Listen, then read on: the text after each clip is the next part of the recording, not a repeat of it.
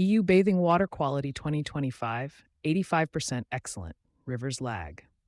Europe's annual bathing water assessment shows decades of wastewater investment paying off at the coast.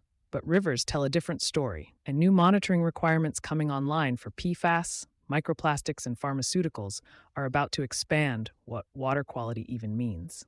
The European Environment Agency, EEA, published its annual bathing water assessment this month, covering more than 22,200 monitored sites across the EU 27, Albania, and Switzerland for the 2025 season. The headline number is strong. 85% of EU bathing waters were rated excellent, and 96% met at least the minimum requirements of the EU Bathing Water Directive, BWD. Only 1.5% of sites remained classified as poor. That top-line figure reflects genuine progress built over several decades. Systematic monitoring requirements under the BWD, combined with sustained investment in urban wastewater treatment infrastructure, have steadily reduced the discharge of untreated sewage into waters where people swim.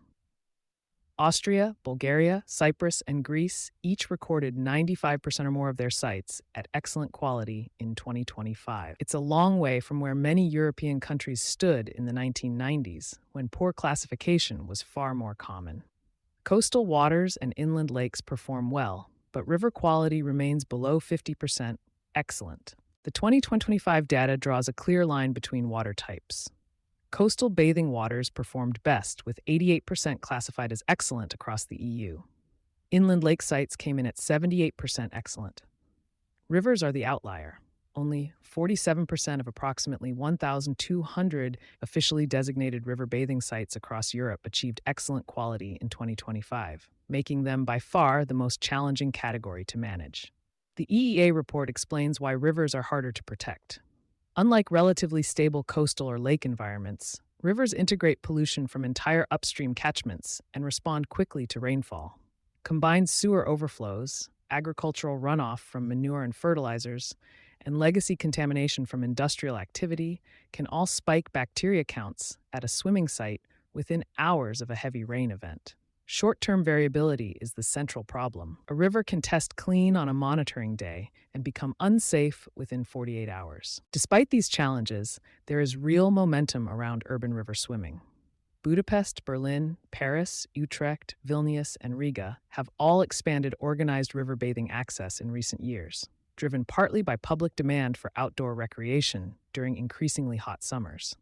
According to the EEA's 2025 assessment, these initiatives depend on sustained investment in upstream wastewater infrastructure alongside real-time public warning systems that can close sites quickly when pollution events occur. New EU water pollution rules expand what gets monitored. Starting in 2026, the BWD's monitoring framework has always focused on bacterial contamination. Escherichia coli, E. coli, and intestinal enterococci are the two indicators measured at every site. Those parameters capture sewage-related risks well. What they don't capture is chemical contamination.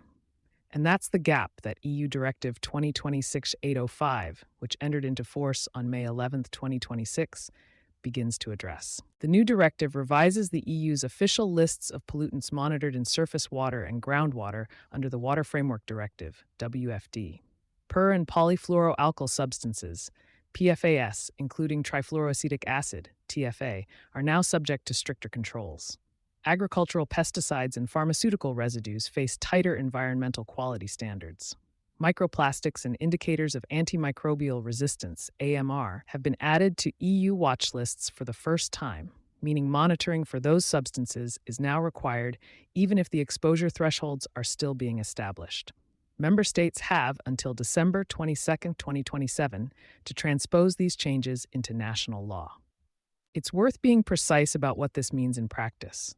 The BWD and the WFD operate as separate legal instruments. An excellent BWD classification at a bathing site does not guarantee the water meets WFD chemical quality standards, and the reverse is also true.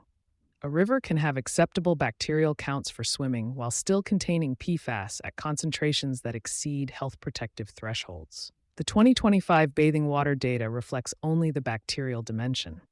The chemical picture, which the updated WFD rules are designed to clarify, will take years of monitoring to fully develop.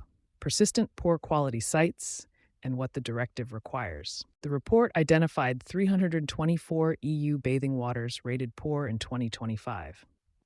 For any site that carries a poor rating, the BWD requires member states to issue public warnings, impose bathing prohibitions or advice against swimming, and identify and act on the sources of contamination. Sites rated poor for 5 or more consecutive years face a mandatory permanent prohibition or permanent advisory against bathing. 57 EU bathing sites met that 5-year threshold for the period 2020 to 2024, with the majority located in Italy and France. Of those, only 4 had improved to at least sufficient quality by 2025. The EEA noted that bathing prohibitions or advisories were in place for roughly 2/3 of the remaining poor sites, but the underlying pollution sources had not been resolved at most of them. France, with 112 poor-rated sites representing 3.3% of its total bathing waters, the Netherlands at 4.1%, and Estonia at 4.6%, recorded the highest shares of poor classifications among EU countries in 2025. The EU Water Resilience Strategy, adopted by the European Commission in June 2025, frames these persistent failures within a broader goal: securing clean water as critical infrastructure rather than an environmental amenity. Over 50 implementation actions are underway, targeting enforcement of existing law, governance reform, and more integrated catchment management. Whether that translates into measurable improvement at the river sites that have been chronically poor is the more significant test ahead. You've been listening to Sustainability Soundbites by Environment and Energy Leader. For partnership opportunities, please reach out to our team.